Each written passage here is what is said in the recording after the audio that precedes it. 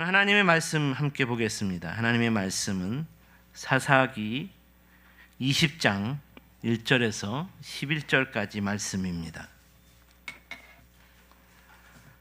사사기 20장 1절에서 11절까지 말씀입니다.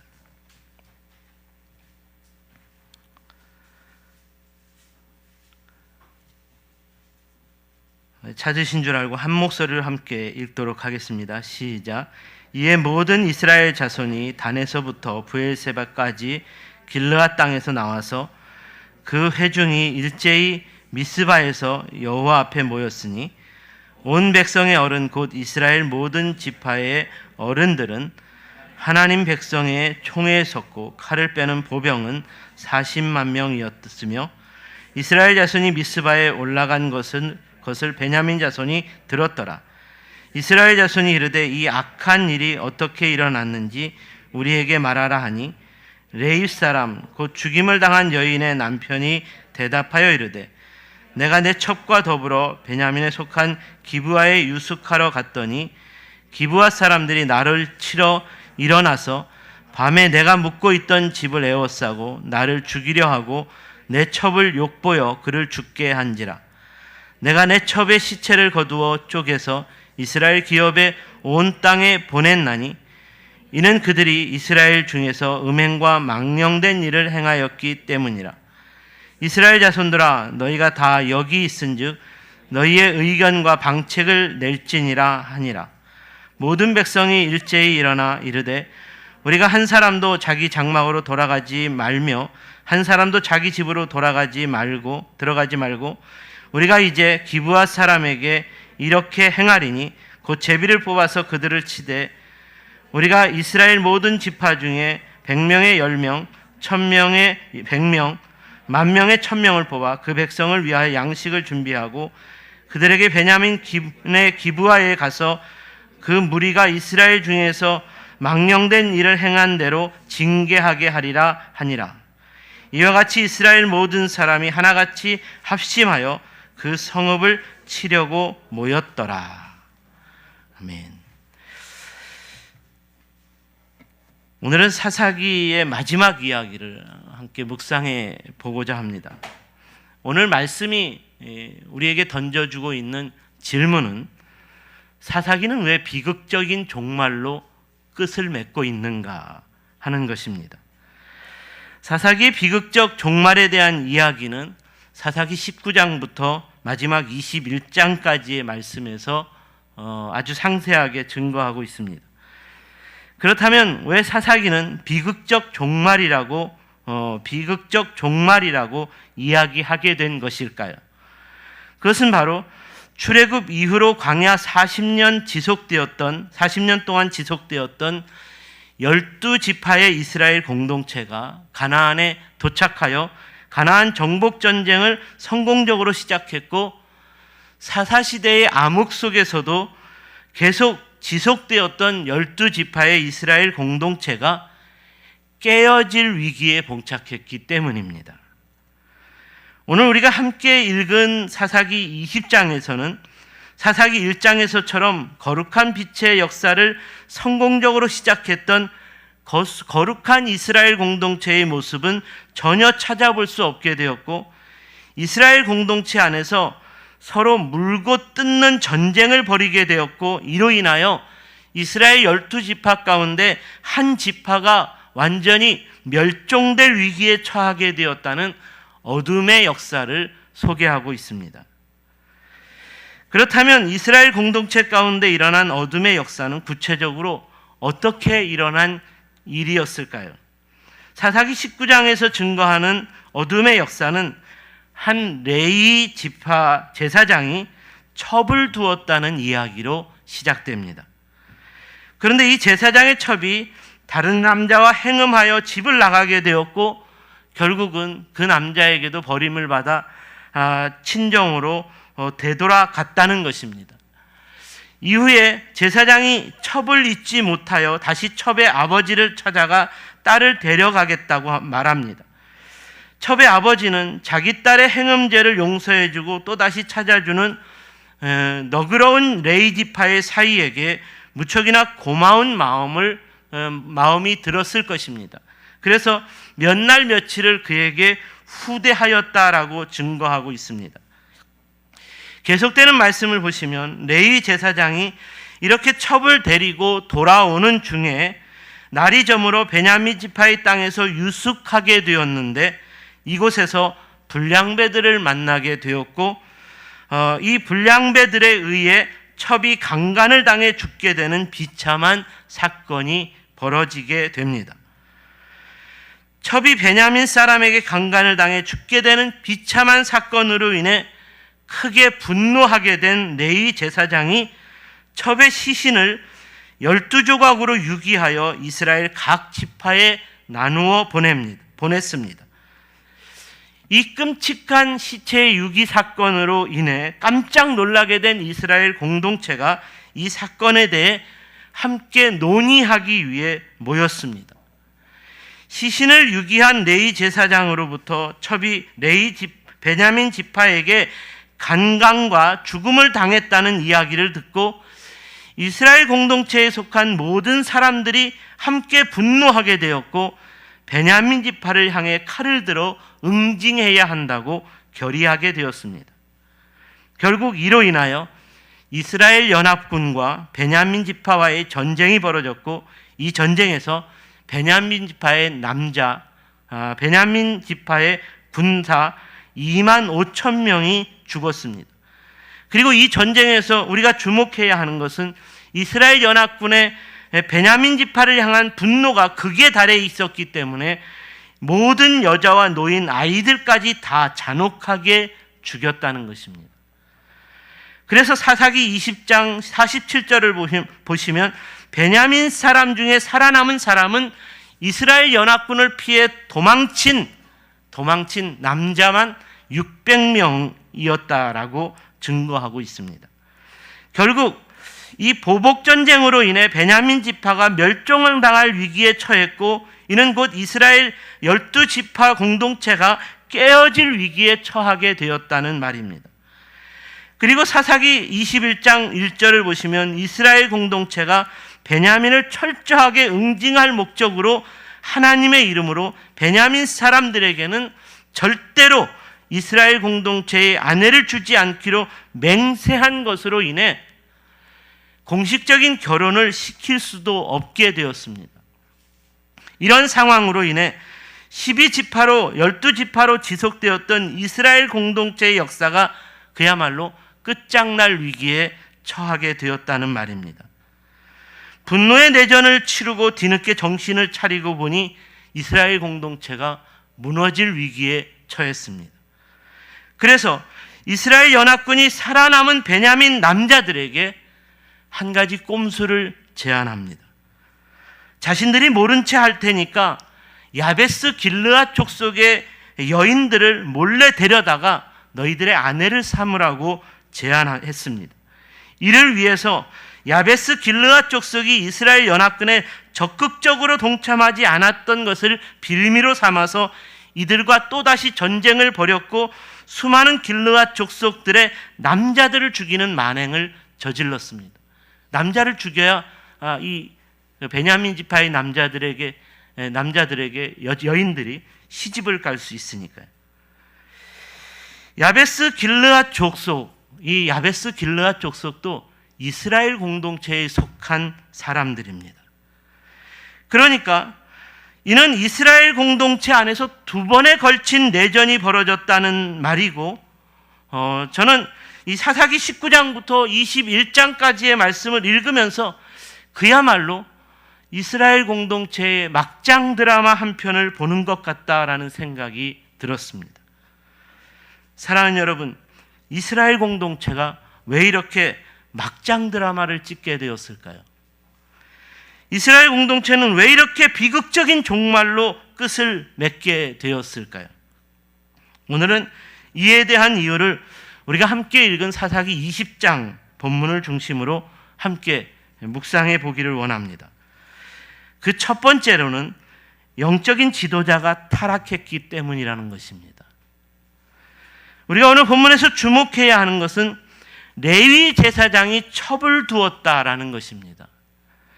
사사기 20장은 레위 제사장이 이스라엘 각 지파에게 보낸 여인의 시신 조각으로 인해 모여든 이스라엘 총회에서 레위 제사장이 자신이 당한 분노의 사건을 소명하는 이야기로 시작되었습니다. 이 소명의 자리에서 레위 제사장은 자신의 첩이당한 사건을 구체적으로 이야기합니다. 오늘 본문 4절에서 5절까지 말씀 보시면 레위 사람 곧 죽임을 당한 여인의 남편이 대답하여 이르되 내가 내 첩과 더불어 베냐민에 속한 기브아에 유숙하러 갔더니 기브아 사람들이 나를 치러 일어나서 밤에 내가 묵고 있던 집을 에워싸고 나를 죽이려 하고 내 첩을 욕보여 그를 죽게 한지라. 계속되는 6절 말씀에 내가 내 첩의 시체를 거두어 쪼개서 이스라엘 기업의 온 땅에 보냈나니 이는 그들이 이스라엘 중에서 음행과 망령된 일을 행하였기 때문이라. 레위 제사장이 자신과 첩이 당한 베냐민 사람들의 음행과 망령된 일을 책망하며 고발하고 있습니다. 사랑하는 여러분, 여러분은 사사기 20장의 말씀을 읽으면서 무언가 이상하다는 생각이 들지 않습니까? 저는 사사기 20장을 읽으면서 사사기 19장부터 읽으면서 이상하다는 생각이 들었습니다. 그것은 바로 레위 사람이 첩을 두었다는 것입니다. 레위 사람이라면 거룩한 이스라엘을 위한 거룩한 제사장으로 구별되는 삶을 살아야 하는 사람입니다. 이런 레위 사람에게 첩이 있었다는 말입니다. 당시의 세상 문화가 모든 사람들이 첩을 두는 것이 보편적인 문화였다 하더라도, 그렇다 하더라도 거룩한 제사장으로 부름받은 레위 사람이 첩을 두었다는 것에는 우리가 영적인 이의를 제기할 수 있어야 한다는 것입니다. 레위인이 첩을 두었다. 우리가 성경을 읽으면서 이런 구절을 보고 그냥 그런가 보다, 그 시대에는 그랬나 보다 이렇게 지나치면 도무지 성경을 이해할 수가 없습니다. 적어도 영적 지도자로 구별된 레위인 아닙니까? 하나님의 말씀을 맡았고 예배를 주관하는 영적 지도자로 살아야 하는 거룩한 제사장이라면 누구보다도 영적으로 구별되고 성별된 삶을 살아야 하지 않겠습니까? 우리가 지난주에도 사사기를 통한 암흑의 역사를 묵상하면서 영적 지도자로 성장해야 하는 레위 청년이 거룩한 청년으로 살아야 하는 비전은 잃어버렸고 할 일 없어 방황하며 거류하다가 돈 많은 재력가나 쫓고 그저 자기 먹고 사는 것을 위한 레위인의 삶을 살았다는 것은 가장 큰 영적인 문제였다는 것을 묵상해 보았습니다. 오늘 사사기 20장에서도 이런 차원에서 사사시대의 비극적 종말의 서막은 레위인이 첩을 두어도 아무런 문제의식을 느끼지 못하는 영적인 암흑 가운데 있었기 때문이라는 것을 볼 수 있어야 한다는 것입니다. 오늘 본문을 묵상하면서 제가 너무나 안타깝게 생각되는 것은 잠깐 첩을 든 레위인의 잘못된 삶이더라도 좋습니다. 다시 하나님께로 돌아올 기회는 얼마든지 있었다는 것 때문에 더 안타깝습니다. 레위인이 첩을 드는 음행의 죄를 지었다고 해서 그를 향한 하나님의 구원 역사가 완전히 끊어지는 것은 아닐 것입니다. 우리 하나님은 레위인이 자기 죄를 깨닫고 속히 죄를 끊고 돌아오기를 기다리시는 분이시기 때문입니다. 그러므로 그가 다시 돌아오면 얼마든지 그를 용서해주고 그를 거룩한 제사장으로 사용하실 수 있는 분이십니다. 바로 이런 차원에서 오늘날의 목사들도 음행의 죄를 범하여 넘어질 수도 있다는 것입니다. 중요한 것은 그 죄를 깨닫고 속히 회개하고 돌이켜야 하는데 그러지 않는 것이 문제라는 것입니다. 미련하게 음행의 죄를 고집하며 미련하게 자기의 죄를 부끄럽게 생각하지 않고 그냥 살아가고 있는 것이 문제입니다. 영적 지도자가 얼마나 뻔뻔하고 부정한 삶의 주인공인가? 오늘 본문이 바로 이것을 고발하고 있습니다. 오늘 본문에서 레위인이 음행으로 두게 된 첩이 다른 남자와 음행에 빠져 도망쳤다면 더 이상 음행하는 죄에 빠지지 말았어야 했습니다. 만약에 레위인이 자신에게서 도망친 첩으로 인해 음행의 죄를 깨닫고 속히 돌이켜 다시는 첩을 찾지 않음으로써 음행의 죄를 끊어버렸다면 오늘 본문과 같은 참혹한 일은 일어나지 않았을 것입니다. 그러므로 자신이 분노하여 시신을 유기하는 사건으로 이스라엘 공동체 가운데 분열을 조장하는 일도 일어나지 않았을 것이고 사사기의 비극적인 종말도 기록되지 않았을 것이라는 말입니다. 하지만 오늘 본문의 레위인은 또다시 음행한 여자를 잊지 못해 음행한 삶을 잊지 못해 음행하기 위해 찾아갔고 그녀를 다시 데리고 왔습니다. 이는 여전히 음행의 죄악 가운데 있는 삶이라는 것입니다. 사랑하는 여러분, 영적 지도자들도 타락할 수 있습니다. 다윗도 타락했습니다. 솔로몬도 타락했습니다. 그런데 다윗과 솔로몬의 이 타락에서 너무나 명확한 차이점이 있습니다. 다윗은 속히 그 자리에서 죄를 깨닫고 회개하며 돌이켰습니다. 솔로몬은 죄를 깨닫지 못했고 회개하지 않았고 돌이키지 않았습니다. 결국 이런 솔로몬의 왕국은 통일왕국에서 다윗이 세워놓은 통일왕국에서 분열왕국으로 전락되고 말았습니다. 중요한 것은 영적인 지도자라면 타락한 그 자리에서 속히 타락한 죄를 깨달아야 하고 속히 돌이킬 수 있어야 한다는 것입니다. 우리 주님께 영적 지도자로 훈련받았던 베드로도 타락했습니다.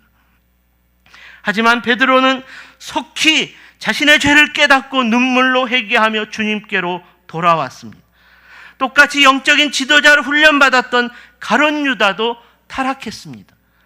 하지만 가룟 유다는 죄를 깨닫지 못했고 회개하지 않았고 주님께로 돌아오지 않았습니다. 영적 지도자가 타락할 수 없다는 오만과 독선은 결국 교회 공동체를 병들게 하는 것이고 분열하게 만드는 것입니다. 지난날 한국교회는 영적 지도자는 절대 타락할 수 없다는 오만과 독선에 빠져 있었습니다. 그런데 이런 영적 지도자들이 여러 가지 문제로 타락했습니다. 이렇게 영적 지도자가 타락하게 된 것으로 인해 한국교회는 큰 충격에 빠졌고 이로 인해 영적 지도자는 무조건 믿어주어야 한다는 담임 목사 지지파와 영적 지도자라도 징계해야 한다는 담임 목사 반대파로 교회는 분열하였고 이런 분열과 대립으로 상처받은 성도들은 교회를 떠나고 말았습니다. 적어도 제가 알고 있는 한국 교회마다 영적 지도자들의 타락의 문제에 있어서 너무나 성숙하게 대처하지 못했다라는 생각이 듭니다. 제가 언젠가 미국 교회에서 있었던 영적 지도자의 타락의 문제에 너무나 성숙한 대처를 보여준 예화를 말씀드린 적이 있습니다. 그것은 다름 아닌 고든 맥도날드 목사라는 분이 담임 목사로 심우했던 그레이스 교회의 이야기입니다. 고든 맥도날드 목사님도 성적으로 타락했습니다. 1987년 혼외 성관계에 대한 추문이 확인이 되면서 교회 앞에 담임 목사직을 내려놓았습니다. 이후로 평신도가 된 고든은 3년 동안 자기 죄에 대한 철저한 회개와 치유와 그리고 회복의 시간을 통해 돌이켰습니다. 놀라운 것은 이렇게 죄를 깨닫고 회개함으로 회복된 고든 맥도날드 목사님을 그레이스 교회가 다시 담임 목회자로 세웠다는 것입니다. 이후에 고든 목사님은 그레이스 교회의 담임 목회자로 20년간 설교단상을 잘 지켜냈고 그레이스 교회는 더욱 성숙한 교회로 세워질 수 있었습니다. 사랑하는 여러분, 저와 여러분의 한국 교회가 영적 지도자들의 타락으로 인해 분열하고 대립하는 교회가 아닌 잠깐 타락한 영적 지도자들마다 속히 죄를 깨닫고 속히 돌이킬 수 있도록 도와주고 세워주는 것으로서 영적 지도자들과 더욱 하나가 될 수 있다면 그런 교회는 성숙한 교회가 될 수 있는 줄로 믿습니다. 두 번째로 사사기의 비극적인 종말은 서로 공동체의 분열과 대립을 조장했기 때문이라는 것입니다. 이에 대하여 본문 7절에서 11절까지의 말씀을 보시면 좋겠습니다. 이스라엘 자손들아, 너희가 다 여기 있은즉 너희의 의견과 방책을 낼지니라 하니라. 모든 백성이 일제히 일어나 이르되 우리가 한 사람도 자기 장막으로 돌아가지 말며 한 사람도 자기 집으로 들어가지 말고 우리가 이제 기브아 사람에게 이렇게 행하리니 곧 제비를 뽑아서 그들을 치되 우리가 이스라엘 모든 지파 중에서 100명의 1명, 1000명의 100명, 10,000명의 1000명을 뽑아 그 백성을 위하여 양식을 준비하고 그들에게 베냐민의 기브아에 가서 그 무리가 이스라엘 중에서 망령된 일을 행한 대로 징계하게 하리라. 이 말씀의 핵심은 레위 제사장과 함께 총회로 모인 이스라엘 공동체가 처음부터 마지막까지 베냐민을 징계하기 위한 의견과 방책을 내놓았다는 것입니다. 그러니까 처음부터 이스라엘 공동체가 베냐민을 징계하기 위한 목적으로 모였기 때문에 마지막까지 이를 위한 이 분열과 대립으로 가득했다라는 말입니다. 안타까운 것은 오늘 본문에서 이렇게 공동체를 분열시키고 대립하는 것을 조장하는 핵심 인물이 영적인 지도자였다는 것입니다. 레위 제사장이 분노해서 베냐민을 향한 저주를 쏟아놓으니까 이런 영적 지도자를 따라 이스라엘 공동체도 무조건 베냐민을 향해 보복해야 한다고, 징계해야 한다고 함께 주장하고 결의했습니다. 아무리 이스라엘 공동체 안에서 큰 잘못을 범했을지라도 그 공동체 가운데 영적인 지도자라면 먼저 당사자에게 잘못에 대한 책망을 하고 그 잘못을 깨닫게 하고 그 잘못에 대해서 속히 돌이킬 수 있도록 도와주어야 하는데 그저 영적 지도자가 자기 분노에 사로잡혀 잘못에 대한 징계와 심판을 내리고자 했다는 말입니다. 사랑하는 여러분, 영적인 지도자는 죄를 깨닫게 하고 돌이키도록 도와주는 사람이지 죄에 대한 심판자가 아닙니다. 죄에 대한 심판은 오직 하나님께만 달려 있는 것입니다. 그러므로 오늘 본문처럼 베냐민을 징계하기 위한 목적으로 공동체를 모으고 그 공동체의 분열과 대립을 조장하는 것은 영적 지도자로서의 할 일이 아니라는 말입니다. 그리고 이렇게 누군가를 징계할 목적으로 분열하고 대립하는 공동체라면 이런 공동체에는 은혜가 전혀 없습니다. 자비와 용서도 전혀 없습니다. 그러므로 화해와 평안도 없습니다. 그러므로 이런 공동체라면 영적인 지도자는 없는 것이고 이런 공동체라면 진정한 시온 공동체일 수 없습니다. 제가 과거에 섬기던 교회에서 담임 목사님의 뜻을 대적하는 장로 몇 분을 징계한다고 사무처리회를 열었습니다. 당시 저는 제가 존경했던 담임 목사님이었고 이런 분이 징계를 위한 사무처리회를 연다는 것에 너무나 슬펐습니다. 왜냐하면 진정한 영적 지도자라면 이런 사무처리회를 열지 말아야 한다는 생각이 있었기 때문입니다. 이는 교회 공동체 가운데 분열과 대립을 더욱 조장하는 것이 되기 때문입니다. 결국 이렇게 시작된 사무처리에는 처음부터 마지막까지 서로에 대한 분열과 대립의 말들로 난무했습니다. 결국 이런 사무처리였기 때문에 멱살잡이와 주먹다짐까지 오고 가게 되었고 이로 인해 오랜 동안 세상 법정에서 고소 고발의 싸움을 지금까지 싸우고 있습니다. 이는 참으로 교회답지 못한 것이고 은혜롭지 못한 것입니다. 이런 교회는 세상 사람들이 흠모할 만한 시온 공동체일 수 없는 것입니다. 사랑하는 여러분, 오늘 본문의 이스라엘 공동체가 오늘날의 교회인 것을 믿으십니까? 그렇다면 이스라엘 공동체 가운데 꼭 필요한 영적 지도자가 오늘날 교회 공동체에서도 꼭 필요하다는 것을 믿으시기 바랍니다.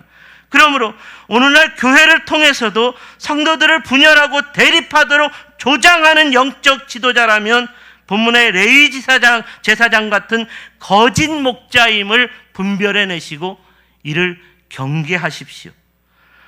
어떻게 시온 공동체를 이끄는 영적 지도자가 되어서 시온 공동체에 속한 누군가를 비난하고 죽이기 위해 우리가 서로 만나서 의논하자라고 말할 수 있습니까?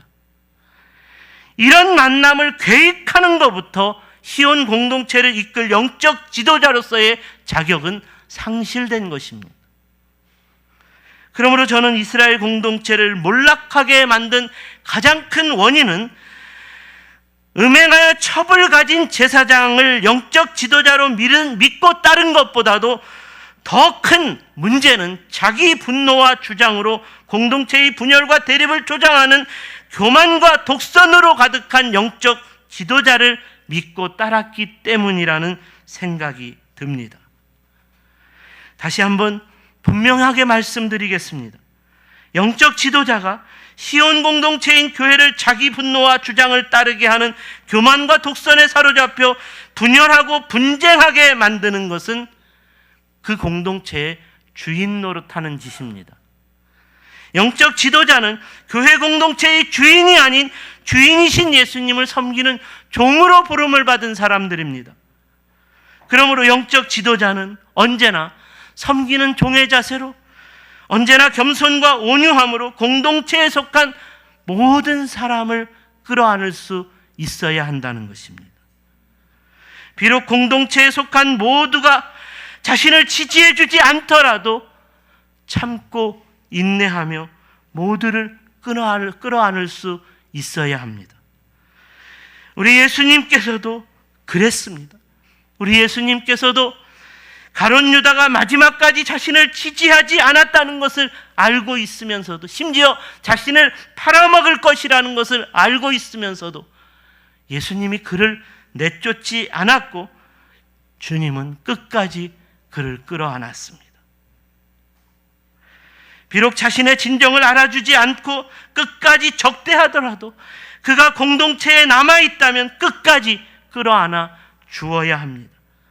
영적 지도자가 공동체에 속한 누군가를 미워하고 죽이려는 마음으로 편가르기를 조장하는 그 순간부터 지도자로서의 자격은 상실된 것입니다. 사사기의 비극적 종말은 바로 이렇게 자격이 상실된 영적 지도자의 말을 듣고 따랐기 때문입니다. 사랑하는 여러분, 다시 한번 이 땅의 교회마다 바른 영적 지도자가 세워지고 이로 인하여 주님 안에서 온전히 하나가 되는 거룩한 시온 공동체의 모습을 보여줄 수 있는 교회다운 교회가 세워질 수 있도록 우리는 기도해야 하겠습니다. 만약에 세상 사람들이 우리 주님 안에서 겸손한 종과 함께 온전히 하나가 된 거룩한 교회의 모습을 보게 된다면 이런 교회를 부러워하고 이런 교회를 좋아하게 될 것입니다. 그러므로 이런 교회에 속한 우리가 전도할 때 세상이 우리를 통해 주님의 모습을 보게 될 것이고 세상이 우리를 통해 주님의 음성을 들을 수 있게 될 것입니다. 그러므로 진정으로 주님의 주인 되심을 믿는 교회라면, 주님 안에서 거룩한 성도로 하나가 되는 교회라면 세상을 향해 거룩한 주님의 교회를 자랑하고 증거하는 전도는 저절로 이루어지게 될 것입니다. 우리 교회가 10월 한 달을 전도의 달로 선포하고 전도를 위한 특별 기도회, 119 전도대회, 전도축제를 준비하고 있습니다. 어제부터 청년들은 작은 전도 물품을 준비해서 대학가 주변의 청년들을 만나 그들에게 전도를 했습니다. 교회에 대한 부정적 이미지가 있고 교회가 교회답지 않다는 말을 듣고 있는 시대이기 때문에 전도가 쉽지 않습니다.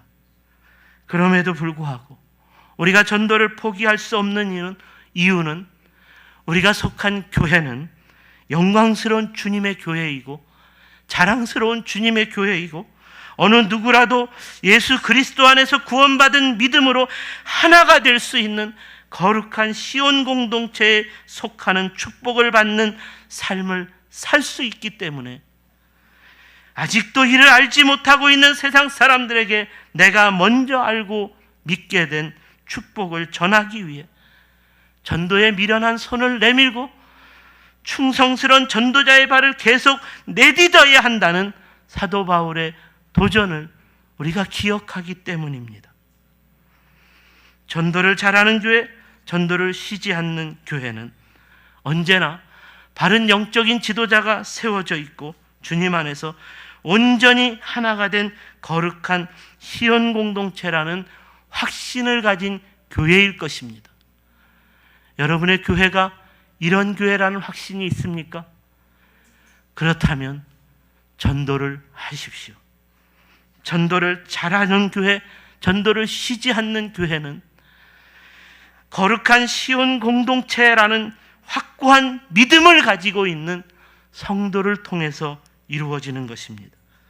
바라기는 저와 여러분의 세종샘교회가 이렇게 확고한 믿음을 자랑하는 교회로 세워져서 전도를 잘하는 교회로, 전도를 쉬지 않는 교회로 항상 세상을 구원하는 구원의 방주로서의 사명을 감당하는 것으로 인해 주님께로부터 세종샘교회는 교회다운 교회다, 진정으로 거룩한 시온 공동체이다 라고 칭찬을 받을 수 있게 되기를 주님의 이름으로 축원합니다. 기도하겠습니다.